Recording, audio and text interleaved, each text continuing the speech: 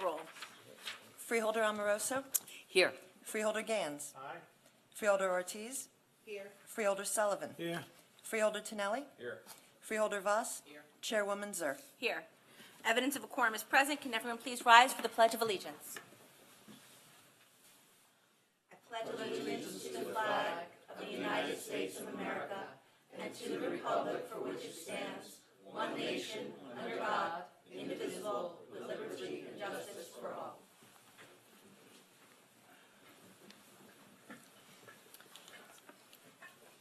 Will the clerk please read the minutes to be accepted? January 11th, 2017, work session, all present. January 11th, 2017, public session, all present. Can I have a motion to accept the minutes? Move the minutes. Second. All in favor? Aye. All opposed? Passage of the minutes. The minutes are accepted. May I also have a motion to open the meeting to the public at this point in time? So moved. Second. All in favor? Aye. Opposed? It is unanimously approved. We will now have the hearing of the general public with a 3-minute time limit in effect in accordance with the Bergen County Freeholder bylaws. The board attorney will keep the time. When the time of the speaker expires, the timekeeper will announce the time has expired. Please fill out a slip of paper with your name, address, and general topic on which you will be speaking. And Mr. Nichols. Good evening, Paul Nichols, NICKELS. Good evening. Now I'm going to get used to the new seating arrangement. Congratulations, young lady and Mr. Freeholder Sullivan. Mr. Freeholder Sullivan. I got it straight. I got it straight. The Project Homeless Connect today was really, really good. I mean, I don't think as many people showed up as last year, but it was positive because we had the community connection with that thing. But we went out and counted the homeless, and one thing that I just want to point out, and every year it's the same thing, we only had 11 homeless. No, we didn't only have 11. That's the only amount of homeless we counted. That's not the amount of homeless we have. We have a lot more. So I just want to state that. But it was really, really good. What we did today is what one of our mental health service agencies does, and that is Candida from PATH. And I can never remember what PATH stands for, but it's the only agency in Bergen County where, from CompCare, where a social worker goes out and reaches out to anybody who calls, says, hey, there's a mentally ill homeless person in our town. Can you help them out? And she will go out. She's the only one, all 70 towns. So that's, we're really blessed to have her, but we need more people that can do that. The other thing is I'm still working on my thing with the homeless prevention. I'm going to start that up, trying to get towns and housing is going to try and, once they get straightened out with the new year, they're going to put an eviction prevention awareness thing on their website because there's a lot of resources that's not getting to the people until last minute. You can't tell someone the last minute that that's going to be evicted tomorrow to go to the shelter, to the center, and get ESG or rapid rehousing or whatever. You can't do that. It's got to be in advance. So one thing I do know is that when people come across to me, and I've had people say that, oh, I'm looking for an apartment, so I'm looking on the housing's website, maybe, let's say Hackensack Housing, for example. And I'm like, well, why are you looking for housing? You're already housed. No, I'm going to be evicted. So it would be, I think, a great idea for all these housing authorities and the county and everything to have a little area on the website, eviction prevention. I think it makes sense. I know we've talked about this before. So I just want to remind everybody, and congratulations again. And it's been a long day.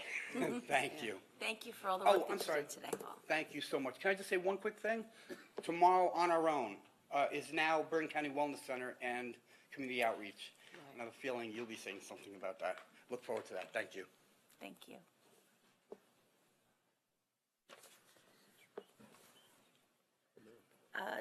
Dennis Rostowinski.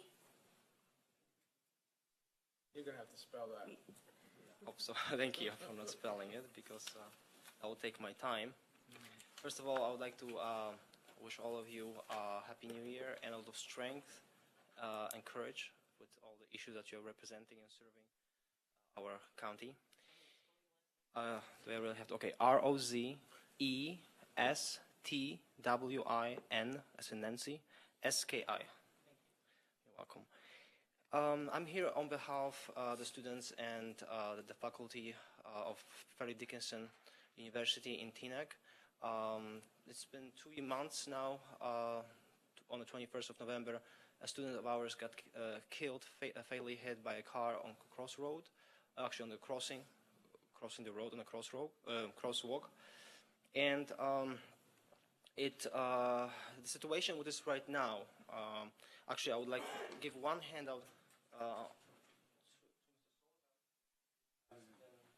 We have been in touch about this issue, and it has some more details, but it's the current situation at this moment is that on average 12 cars pass the pedestrian who's willing to cross, who's indicating he wants to cross before stopping, yelling the right of way, and then about 6 cars pass the pedestrians already who are in the middle of the crosswalk, and the other cars go around or find other ways to avoid them. And this has been measured on a weekday rush hour, 4 p.m. to 6 p.m. The bus stop sign that was an issue, which was earlier I brought it up, is it a bus stop or is it a crosswalk, which could have been confusing the drivers, has been moved by 46 feet north from the crosswalk. And then the closest bus that is located 138 feet north from the bus stop, so it's very close.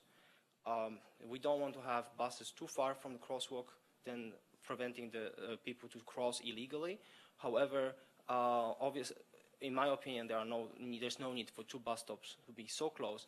And there's also another study done about the visibility. When the bus stop has been moved only 46 feet. Now that's causing an issue of visibility on one side, so that is visible on the handout. I hope maybe later you will get a copy of it.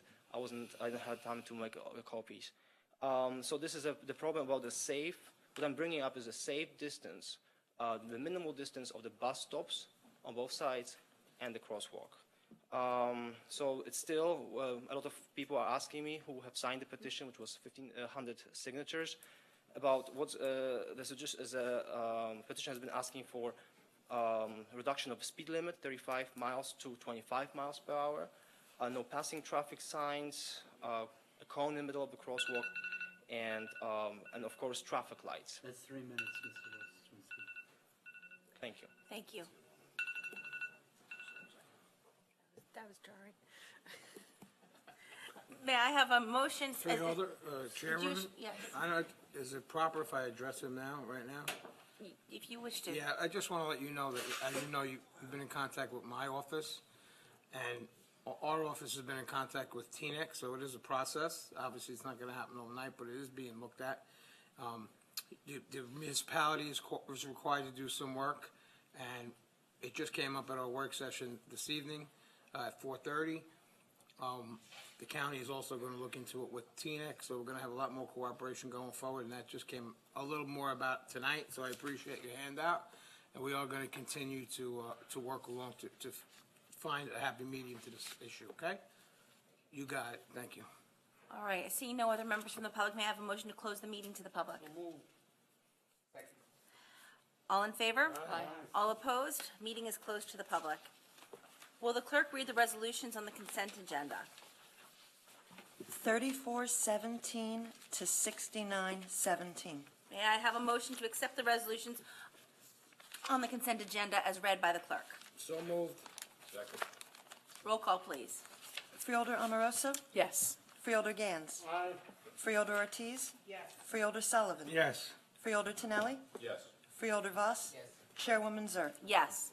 Are there any resolutions of non-consent pulled or tabled? None. All right. We will now have freeholder committee reports. Let us begin with Freeholder Voss. Okay, thanks very much. This week, Monday, we opened we opened the Justice Center. It's a state-of-the-arts building. It is absolutely magnificent, and I can't wait until it's fully functioning. I think only the tax office moved in on Monday, but the others will be following very soon. And not that it's always a pleasure to go to court, but it certainly will be in this particular building. It's magnificent. And I have to commend everybody who had a hand in the design and in the building of that facility. One of my jobs is to be the liaison to human services. And one of the things I'm going to be doing periodically is informing people of the many, many services that we have on the county level. And I'll be giving you websites to get in touch with different branches. Jim Thieberry is the director of disability services, and he does an absolutely magnificent job. And at this meeting, he invited Dr. Howard Lerner, who is the superintendent of schools here in the county. I have to say that Dr. Lerner is probably, and I'm an educator, probably the best superintendent I have ever come in contact with, because not only is he the superintendent for the academy or for the Teterboro School, for the vocational school, but most especially, I think here in Bergen County, we probably have the best special services for children with disabilities. And I learned at this meeting there is a new term. We don't say disabilities anymore. We say uniquely abled. Okay, that's the new term. So disabilities has gone through a series of changes. Dr. Lerner told us about something which I think many parents do not know, and I'm not going to go into great detail, but the Bergen County Special Services has something called educational enterprises. This is going to be a huge, huge money saver for the county, for the towns, okay? And I'll just tell you a little bit about it. Educational enterprises has been in effect for 15 years, and the inclusion of youth with disabilities in their local schools and communities is not only a legislative mandate, but also a challenging direction for educators. By using our highly specialized services, all of which are cost-effective and customized to special needs for each local school district, educational enterprise can enable the school districts to maximize their resources. All the services are provided in the local schools and in the students' communities. Now, what I want to tell you is, if you want to find out, because I have so many brochures about all of the different services, but you can go on our website, Bergen County Special Services, bcss.bergen.org. I'll do a David Gantz, okay? And you will be absolutely amazed at the things that are being done so that the kids don't have to be bused. We have special schools. We have Bleshman, and we have this brand new special needs school in Paramus. But to be more cost effective and to get the kind of teaching expertise that kids with disabilities need, you really have to go onto this website and find out all of the different services that are available to you. One of the things that I'm very active in is trying to get every one of our 70 towns in Bergen County to have special needs housing. And I just found out, not only do we have 2 in Allendale, 1 in Tenafly, but I found out the one in Mahwah is doing very, very well. And we're going to be opening one in my hometown of Fort Lee in the very near future. Now, the thing is, people call me up and want to know, how can I get into one of these special need housing? And it's very, very easy. Again, you have to go to the website and go on Bergen County Special Needs Housing, and you will get applications. And they're quite extensive, but they're not difficult. I downloaded a few of them to give to people. And it's not difficult, and it really doesn't have very much to do with your economic situation. It has to do with the kind of disabilities that are necessary. And we're going to need more and more of this type of housing. And so I am very pleased to say, please, towns out there, take a piece of land and dedicate it to this housing. United Way, Tom Toronto does a wonderful job. And one of my former students, Sherry DePalma, is one of the people who designs and manages these things. So I'm always very proud of the kids that I've taught in the past. Anyway, that's about it, Madam Chair. Thank you very much. Freeholder Ortiz. Good evening. As newly elected, I'm trying to make sure I visit a lot of the facilities and a lot of the directors that, from different departments of the county. And last week, I was able to visit the homeless shelter or center at 120 South River Street, which provides shelter for 90 people. And it also has additional shelter in the winter months, generally, I guess, December through March. So that's temporary housing. I met with a wonderful director, Julia Orlando, and we got to see all the different services that the shelter provides. And the building is one of a kind. It was built as a one-stop shopping center where the homeless have access to various services without having to travel to the different government offices, like most urban shelters in which you have to travel throughout the county. So this is extremely efficient. It's also unique on how all nonprofit organizations are all working together under one roof, which is sometimes could be a difficult task, but they seem to get it done. The purpose of the shelter, I guess, to help the homeless get housing and become independent with all available county resources, like legal aid, social services, workforce development, housing services, just to name a few. I commend everyone who has been diligently working on the 10-year plan to end homelessness in the county, because they have been able to achieve this goal ahead of schedule. And they also were able to achieve the veterans' homelessness as well. So I commend everyone that's been involved with the homelessness in the county.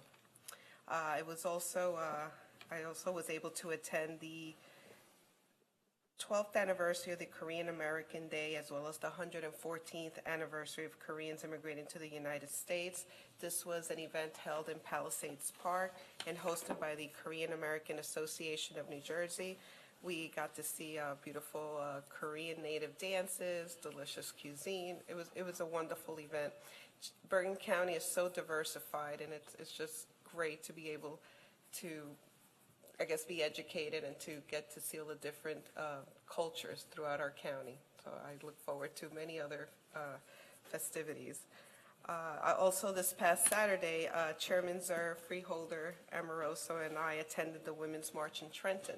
That was extremely exciting. We had over 7,000 people march for different causes such as income equality, racial justice, gender equality, Planned Parenthood, LGBT rights, immigration rights, healthcare reform. There were so many. It was an amazing experience to meet and talk to everyone from different parts of the state and their concerns. Over 500 marches were organized throughout the world, so it was very exciting. I went to so many events, but I'm sure a lot of my colleagues will speak, so I think I'll end now, but thank you. Thank you very much. Freeholder Tonelli. Thank you, Chairwoman. So, Freeholder Voss mentioned the Justice Center. I would just like to thank the administration and the county executive because through his thinking through the process and modifying the original plan, that building is going to be a much more utilized building than that was originally designed. The same way the Paramus Annex was also going to be underutilized, and we were able to open up a lot of space up there to really make that building worthwhile. And I just want to commend the administration on taking the bull by the horns and making those buildings all they could possibly be. And the only other thing I'd like to just mention is tonight is the last listening tour for the master plan for our parks. It's happening up in Rivervale at the Valley Brook Golf Course as we speak. I am very anxious to look at all the suggestions that came from everyone out there that what they want to see our park system actually become. So I'm sure this board is going to be very excited to review that and see the master plan when it comes before us. That's all I have tonight. Thank you. Thank you very much. Freeholder Counts.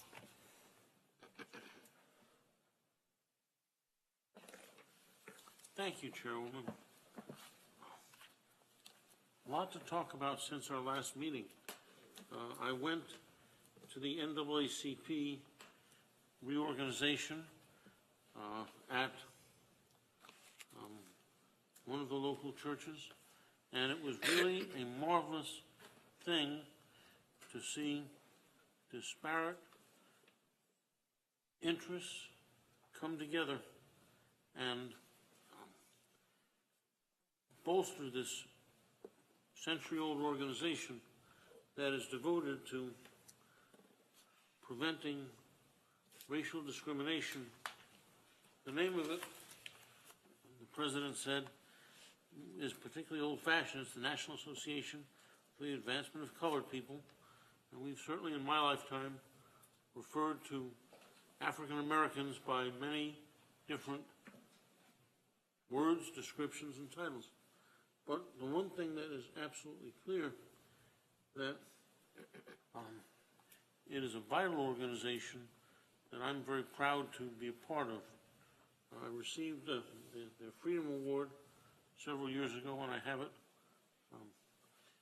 on display in my office.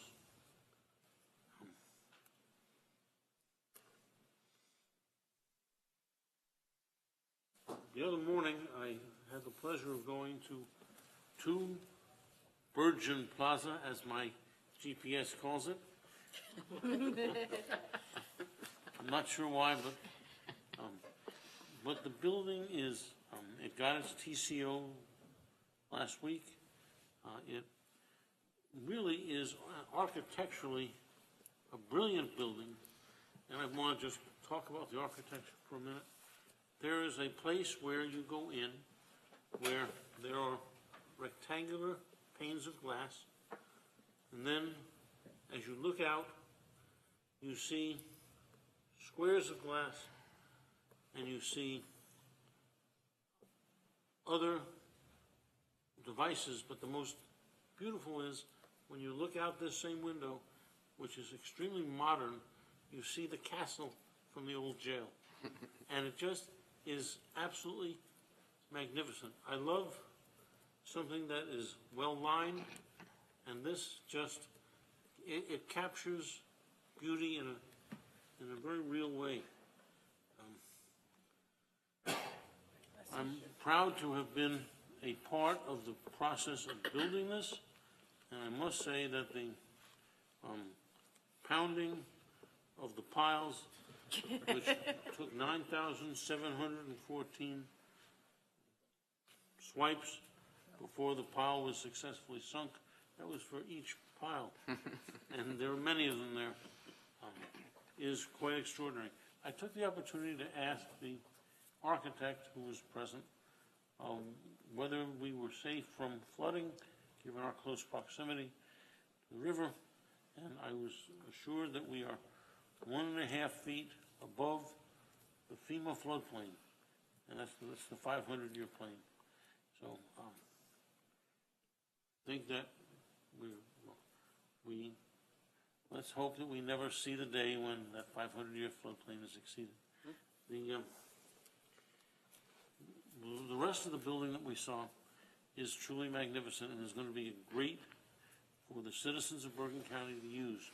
It has a cafeteria in it, a full-size kitchen, and commercial kitchen, and elevators, and the tax court is now going to have 2 courtrooms there, which is going to ease the process where, for many of you know, 6 months of the year, the freeholder chambers can't be used during the day for any purpose other than hearing tax appeals.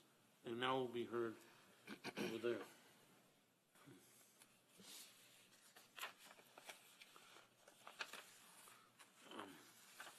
There are 2 more things I want to chat about, just very briefly. It's the new year. I'm going to try not to do this too often, but I want to remind you all about Bergen Wellness. This is important to the citizens of Bergen County because times are tough right now. And with the Bergen Wellness Program, you can get a pair of eyeglasses such as these, which I bought at Target, right here in Hackensack, and a $300 pair of glasses I paid $125 for using the Bergen Wellness Card. Freeholder McPherson used the Bergen Wellness Card last year with her mom, who lives in Philadelphia and needed a new hearing aid. The cost of a hearing aid is expensive. The model that Mrs. Pendergast chose was $2,800.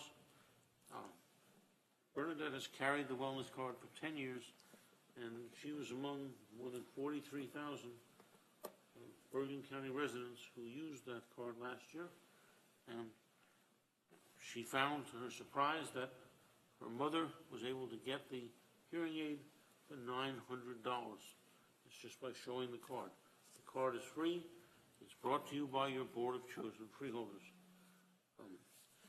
The last thing that I want to talk about this evening is America's veterans, and I can tell you that if you find it obnoxious to hear about Bergen Wellness, you're going to hear a lot more about America's veterans and what government is not doing for them. I'm not talking about our government, because our county government, both the freeholders and the county executive, are making great strides in eliminating veteran homelessness, in making sure that they have the ability to have benefits beyond what is just ordinarily there. But we still have the problem of veteran suicides. We are coming up on the 3rd anniversary of my son's suicide. He's a veteran of the war in Afghanistan, and according to the government's official records, 22 veterans commit suicide every single day. That's 8,000 deaths a year among the veterans. It doesn't talk about active duty or things like that. It's clear that veterans who have served suffer from post-traumatic stress, no matter what you called it in the past or what you want to call it now.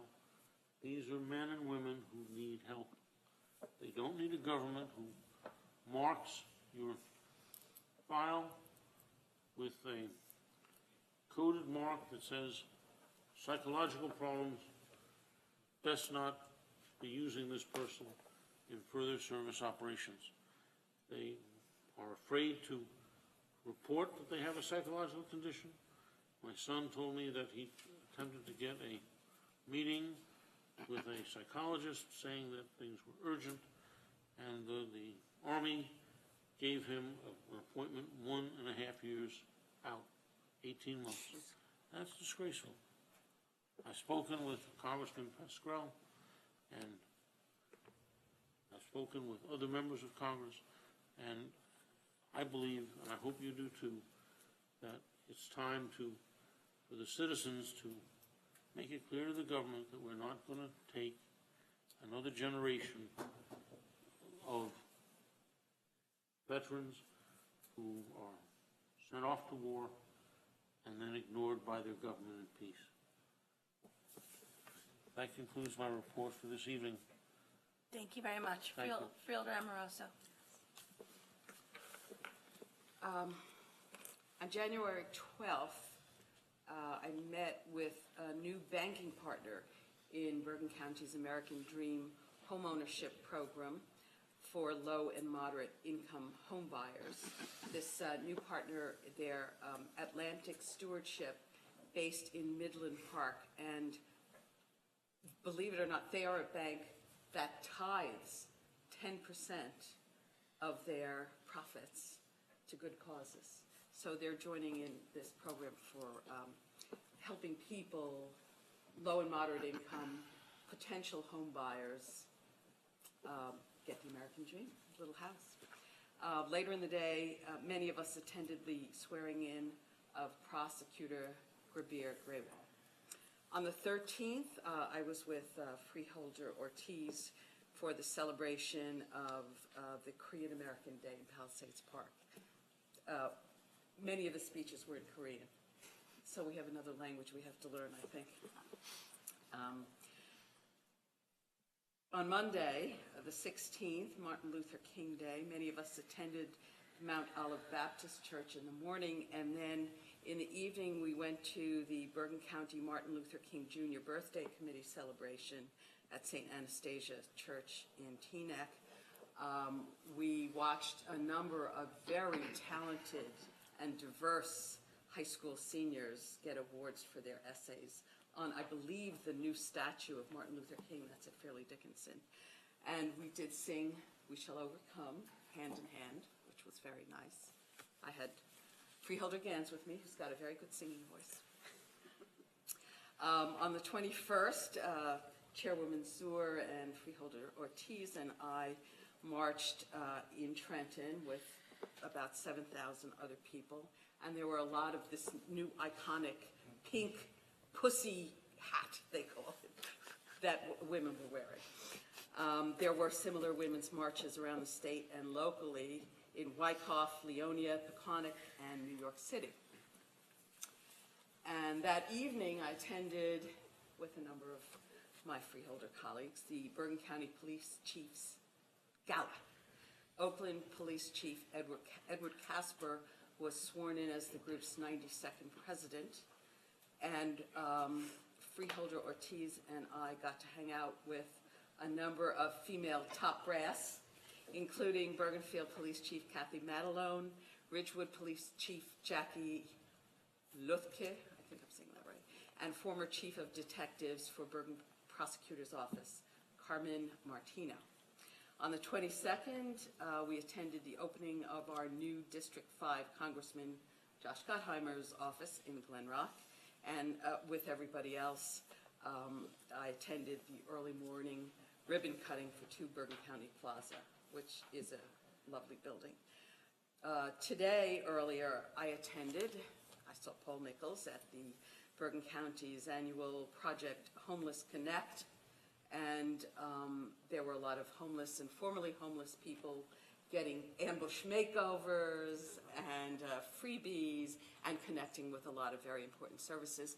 Plus, we have this, I guess, once a year counting of homeless all around, which is what you were doing. Oh, that's my report. Thank you very much. Freeholder Sullivan. Okay, so she sits right next to me and she took my whole report. I think she looked over my shoulder and just read everything I had. So, again, a few of the things I just want to congratulate Grabir Graywall for finally having the acting prosecutor lifted from his name, and now he is the prosecutor, and well-deserving. Since day one, he came in here, and he's been cooperative, helpful, and just a pleasure to work with. So I want to say thank you to him, and best of luck to him. Obviously, we just mentioned the Martin Luther King ceremonies we've all attended on Martin Luther King Day. It was great to be at these ceremonies, but I just hope that we all realize what his message really was. We've come a long way. We have a long way to go. I mean, as we can see how the world has started to do a little pivot, and we need to stay on point with his message, and we need to teach it at home, and that's what we, we need to make it better, and I'm sure we will.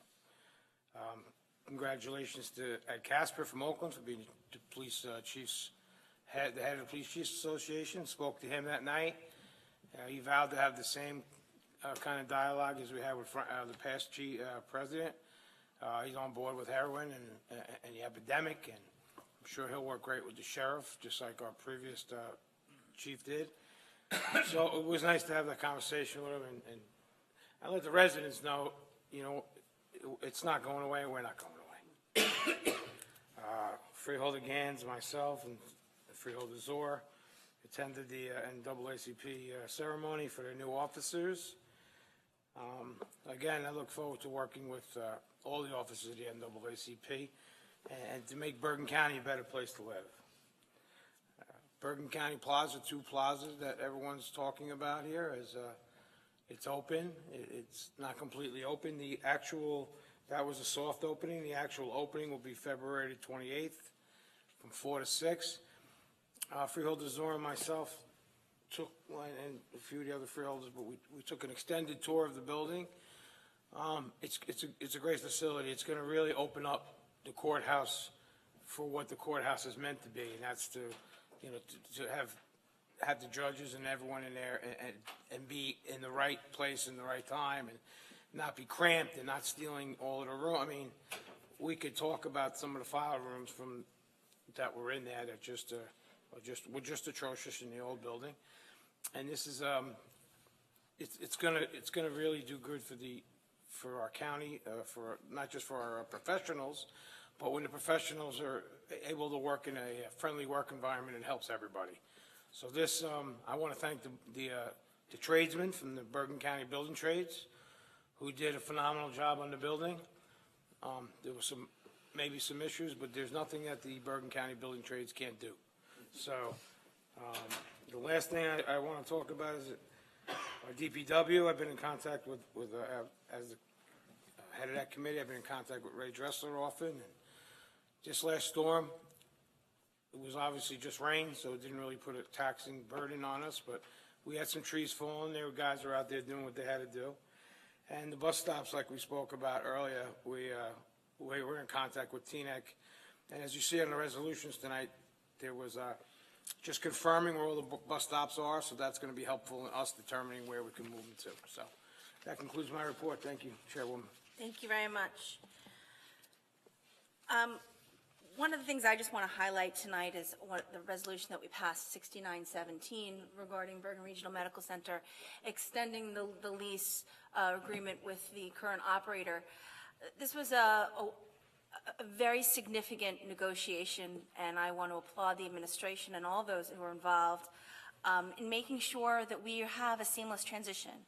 It now enables us to have boots in the ground with an interim operator who is there, who is ensuring that we have full information, that enables and empowers us to have that information as we negotiate this next contract and ensure that this facility continues to be the vital piece of our safety net that it is, and not only for those who with limited means, but those with mental health issues, those with addiction issues. This will enable us and put us in a wonderful position to be able to secure the future in the best regard for Bergen Regional Medical Center. So I want to thank also all the folks at BRMC. I was at the Contracts Compliance Board yesterday morning, and the cooperation we have seen an about face as far as the cooperation is concerned, and we are really working hand in hand to ensure what is in the best interest of our employees and the best interest of our patients. My response on Martin Luther King Day really had me wearing my mom hat more than my freeholder hat. As we saw and as we see our nation more divided than it has ever been, and not to steal Freeholder Voss's line, but as a history person, we know that a house divided cannot stand. And so with some other moms from the Sikh community and the Muslim community and the African American community, we pulled together 84 kids from 5th through 8th grade at Jewish Federation who worked together on community service projects and worked together to learn about each other and to build bridges, not walls. And that's what Martin Luther King, Freeholder Sullivan, you said it so eloquently, we really need to underscore with the next generation who are really smart and really observant and really taking in what is going on in our community and teach them it's not the tolerance, we tolerate a little brother who's a pest. We have to learn how to embrace each other and learn from each other. And this was a wonderful day where we got to see our children doing that. And so I want to implore anyone out there who wants to be involved in planning this next year to expand this even further so we can engage more communities and engage more kids in working together on Martin Luther King Day. I think that's a wonderful way to pay honor and homage to a day that we seem to lose the significance of. I also, this week, not only attended the ADA art exhibit, which is on display in our hallways, showcasing the artwork of those who are uniquely abled. But I also went this week to the Ridgewood Chamber of Commerce as part of our Disabilities Roadshow, engaging small business owners in conversations about how they too can employ folks with disabilities and challenges. I also want to highlight that applications right now are online for Project Search for next year. They are all due by March 30th, but this is a great time to start conversations with your school districts regarding your IEPs. This has been a wonderful program that's in existence at both Hackensack and at Holy Name Hospital, teaching portable job skills to young adults in their last year of education, and will provide them with significant opportunities going forward. So please make sure you go on to bergenworkforce.org and fill out that application. And finally, I just wanted to add, Congressman Gottheimer wanted to make sure that all of our constituents have his phone number, and it is 888-216-5646. If you have issues regarding Social Security or your immigration or Medicaid or Medicare, feel free to reach out to Congressman Gottheimer's office if you are in the 5th Congressional District. And thank you all. With seeing no other business before the board, may I entertain a motion to adjourn? All in favor? All opposed? Meeting is adjourned at 8:15.